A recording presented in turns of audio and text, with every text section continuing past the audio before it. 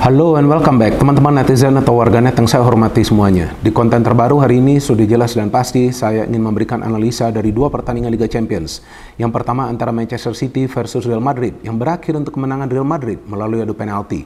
Dan yang kedua antara Bayern Munchen versus Arsenal yang berakhir untuk kemenangan Munchen dengan skor tipis 1-0. Dengan hasil akhir ini berarti Real Madrid akan melawan Bayern Munchen di babak semifinal nanti. Kalau bagi saya teman-teman, dua hasil akhir ini bukan merupakan sebuah kejutan besar. Dari awal, bahkan di konten preview untuk pertandingan antara City versus Madrid yang saya buat kemarin, sudah saya jelaskan dan tegaskan bahwa persentase untuk dua tim ini adalah 50-50. Artinya walaupun Real Madrid tidak diunggulkan sama sekali di pertandingan leg kedua ini, tetapi mereka punya peluang yang sama seperti Manchester City untuk bisa lolos ke babak semifinal. Dan walaupun Madrid menang melalui adu penalti, tetapi yang namanya kemenangan adalah kemenangan. Sedangkan untuk pertandingan antara Munchen versus Arsenal, dari awal ketika drawing dilakukan dan saya membuat preview singkat, sudah saya jelaskan dan juga tegaskan bahwa Arsenal adalah underdog. Kalau Arsenal bisa lolos, itu sudah merupakan sebuah bonus yang besar. Kalau gak lolos, ya gak masalah juga.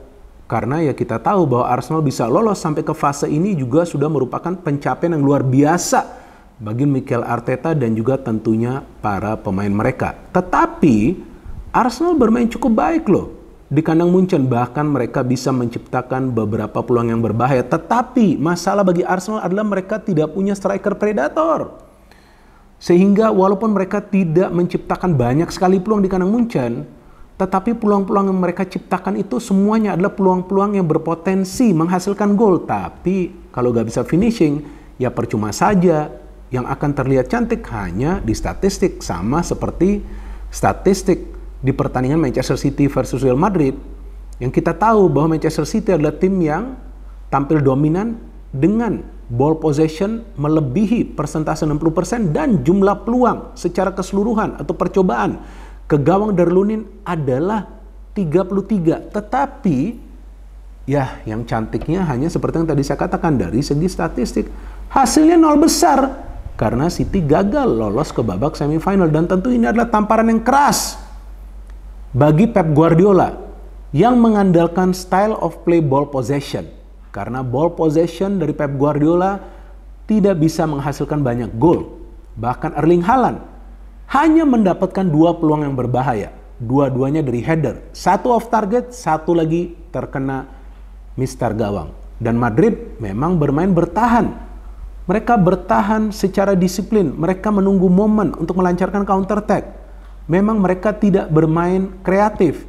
Tetapi siapa yang peduli dengan permainan kreatif? Yang penting mereka bisa lolos. Dan itulah game plan dari Carlo Ancelotti.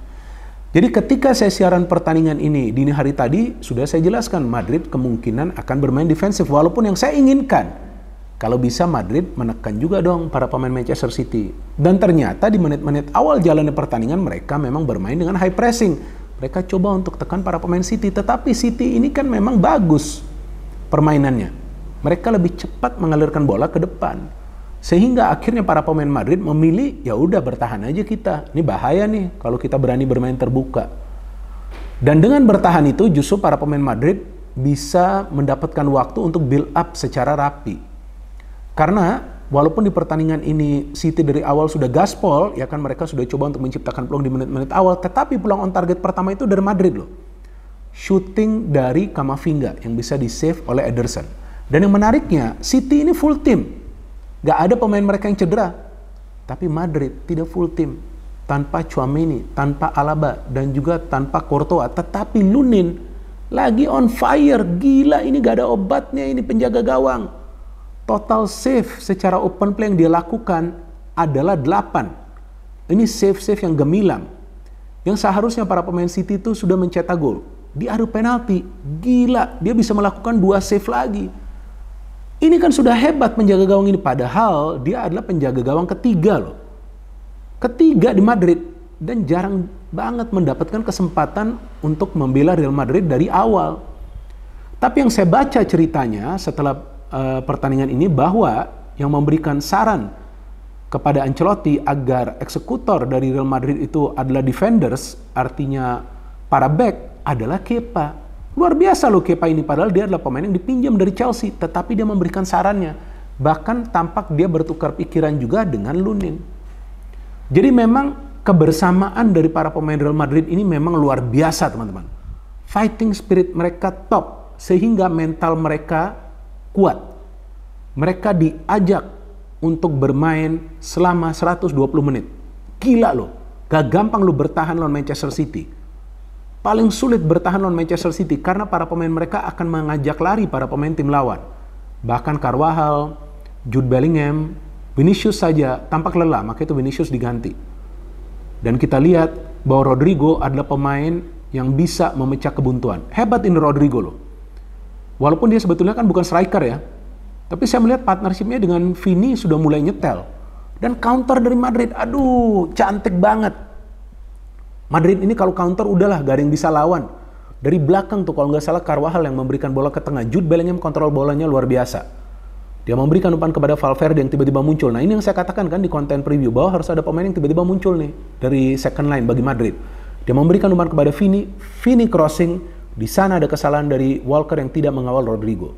Sebetulnya bisa di-save shooting pertama dari Rodrigo kan, tapi dari rebound dia bisa mencetak gol. Unggul 0-1. Saya gak senang Madrid unggul 0-1 karena itu kan masih di menit-menit awal, masih ada banyak waktu bagi City. Dan saya melihat kesulitan bagi para pemain City adalah untuk menciptakan peluang yang berbahaya dari dalam kotak penalti. Tapi yang saya bingung, mereka kok nggak mau shooting-shooting dari luar kotak penalti seperti di leg pertama. Nah ini yang saya bingung, Foden aja gak berkutik loh. De Bruyne memang mesin dari Manchester City ya, dia memang adalah pemain yang bagus banget loh, gila loh, dia mainnya on fire banget loh. Tapi dia juga tidak bisa berbuat apa-apa, hanya dia saja itu yang bermainnya begitu. Grealish terlalu banyak delay, Foden nggak kelihatan, Silva kotak-katik bola aja. Bahkan tuh Silva ketika mendapatkan peluang dari rebound setelah sundulan dari Erling Haaland terkena mistar, dia nggak bisa mencetak gol. Nah gimana itu City, padahal mereka mendapatkan begitu banyak peluang. Tetapi di babak kedua inilah saya melihat kehebatan dari Pep. Dia sadar bahwa Grealish terlalu lama menguasai bola, mengambil keputusan yang sedikit lama untuk memberikan crossing dan memilih untuk lebih banyak shooting, sehingga dia mengganti Grealish dengan Doku. Doku pemain yang lebih segar, ya, dia bisa berlari, dia bisa dribbling, dia bisa shooting, dia bisa memberikan passing, dan akhirnya dari crossing Doku, bola ini sangat disayangkan. Ini kesalahan Rudiger nih, ya. Dia justru tampaknya gerakan refleks, dia coba untuk menghalau bola tetapi mengarah langsung ke De Bruyne. Wah, gak mungkin lah De Bruyne miss dari jarak dekat seperti itu kan. Satu sama City mainnya lebih gila lagi. Dan saya kira nih, wah udah deh, ini kayaknya Madrid gak akan bisa lolos nih ke semifinal nih. City sudah menyerang total, bahkan Akanji, Guardiola itu berada di area pertahanan Madrid loh. Memang Madrid beberapa kali bisa melakukan counter, tapi gak bisa menciptakan peluang yang berbahaya. Brahim Diaz masuk juga sama, ya kan? Dan saya juga agak khawatir ketika Vini ditarik keluar. Tetapi Madrid pertahanannya solid. Dan di extra time itu Rudiger hampir mencetak gol loh. Gila gak tuh? Ketika dia mendapatkan umpan. Kroos juga ditarik keluar, Modric masuk. Nah dengan Modric ya mereka lebih banyak lah bisa memainkan ritme. Tetapi yang saya bingung teman-teman, kok Pep menarik keluar Haaland dan juga De Bruyne. Haaland tuh kalau nggak salah sebelum babak extra time dimulai masuk Alvarez. Dan De Bruyne ditarik keluar digantikan oleh Kovacic. Saya agak bingung, dan ternyata Kovacic adalah salah satu eksekutor dari adu penalti yang gagal. Ya kan, Alvarez kan bisa mencetak gol. Jadi kan dari City kan dua yang gagal, Silva dan juga Kovacic. Kalau dari Madrid kan hanya Modric dan Rudiger sebagai penendang penentu ya. Ternyata setelah pertandingan yang saya baca beritanya, Pep mengatakan di pressconnya bahwa dua pemain tersebut yang meminta diganti karena mereka tidak bisa melanjutkan pertandingan. Nah saya gak ngerti apakah mereka tidak fit atau memang mereka sudah tidak sanggup lagi nih. Capek nih, ya kan bisa juga mereka capek loh, lari terus, pikir terus, lari terus, pikir terus, stres loh mereka. Nah ini nggak ngerti juga nih. Tapi saya bingung juga kan, De Bruyne dan Haaland ini kan adalah dua pemain yang kuat ya, mereka jarang banget lah cedera lah. De Bruyne memang baru saja pulih dari cedera, tapi kan mereka jarang banget cedera, apalagi Haaland, monster kan dia atau robot kan. Ya robotnya baterainya habis tuh kayaknya, ya kan. Bahkan dia coba untuk menjauh dari Rudiger. Ya so this is a good win for Madrid. Oke, memang mereka tidak bermain menarik, gak menarik sekali permainan dari Madrid. Tapi itulah yang perlu dilakukan Madrid untuk menyingkirkan City. Kalau mereka coba untuk show off, bermain indah, bermain terbuka, habislah mereka. Di karena Manchester City kan lagi on form nih di Liga Premier Inggris kan. Bahkan mereka sudah unggul selisih poin kan dari Arsenal dan juga Liverpool. Jadi ini memang adalah taktik yang pas dan Ancelotti kembali membuktikan bahwa dengan bermain pragmatis gak salah juga. Yang penting bos, bisa lolos ke babak semifinal. Dan sekarang saya ingin analisa pertandingan kedua antara Bayern Munchen versus Arsenal yang saya nonton juga. Tapi di HP kan kalau City kan saya harus nonton di TV. Nah ini dari awal saya sudah feeling Arsenal gak akan bisa lolos. Ya, memang saya adalah fan Arsenal, tapi saya kan harus juga realistis ya. Arsenal gak akan bisa lolos. Karena Arsenal ini kekurangannya satu, yaitu di pertahanan kadang-kadang kena counter attack, ya kadang-kadang mereka gak fokus, dan yang kedua adalah mereka tidak punya eksekutor di dalam kotak penalti. Oke lah, mereka bisa mencetak banyak gol di Liga Premier Inggris, tapi di pertandingan-pertandingan yang krusial kadang-kadang tanpa striker predator, mereka sulit banget untuk meraih kemenangan. Dan itu terbukti di pertandingan dini hari tadi. Munchen bermainnya bagus, mereka kontrol ritme, mereka tidak ingin bermain terlalu terbuka. Arsenal ngotot mainnya, berani bermain terbuka. Justru di babak pertama Arsenal lebih banyak menciptakan peluang, tapi mana end produknya Pak? End produknya ini gak ada. Jadi kalau end produknya gak ada ya percuma saja, mau main indah, mau main sepak bola kreatif, mau bermain sampai mengandalkan 5 penyerang, percuma saja. Yang harus dilakukan adalah mencetak gol. Nah itu yang gagal dilakukan oleh para pemain Arsenal, dan saya melihat Odegaard bekerja keras sendirian. Saka gak banyak kelihatan, Martinelli oke, one chance. Trossard juga ketika masuk gak banyak kelihatan. Jesus lagi, aduh, ketika tuh mendapatkan peluang gak bisa mencetak gol. Declan Rice bagus banget mainnya, tapi dia juga kan gak bisa terlalu ofensif. Dan yang menarik dari Munchen, mereka lebih banyak main counter. Karena mungkin mereka sadar nih, Arsenal keluar menyerang. Dan saya melihat Munchen itu kan bertumpu kepada 3 pemain yang untuk menyerang ya. Musiala, Sané, dan juga Kane. Ini bagus banget nih permainan triangle mereka nih. Permainan segitiga mereka. Kane juga hampir mencetak gol. Tetapi gol dari Kimmich ini bagus banget loh. Ketika crossing itu masuk dari Guerreiro, ya kan gak ada pemain Arsenal yang melihat pergerakan dari Kimmich. Dan dia bisa mencetak gol melalui sundulan kepala. Itu kan biasa yang dilakukan oleh Harry Kane.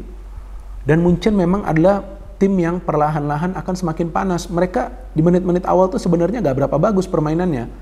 Banyak juga peluang-peluang mereka melenceng. Tetapi memasuki babak kedua, Munchen bermain jauh lebih baik. Lebih efisien dalam mengolah permainan. Dari belakang Goretzka bisa build up, ada Kimmich, ada Sané, ada juga Guerreiro. Saya melihat permainan dari Munchen ini bagus. Dan di bawah Thomas Tuchel ya seperti biasa ya, mereka bermain compact football.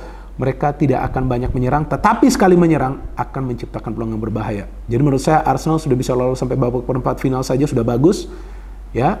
Dan ini juga adalah pengalaman yang berharga bagi mayoritas para pemain Arsenal yang sebelumnya belum pernah merasakan bermain di babak perempat final dari Liga Champions. Tetapi Arsenal kalau mau menjadi juara, mendapatkan banyak gelar, mereka harus punya striker predator.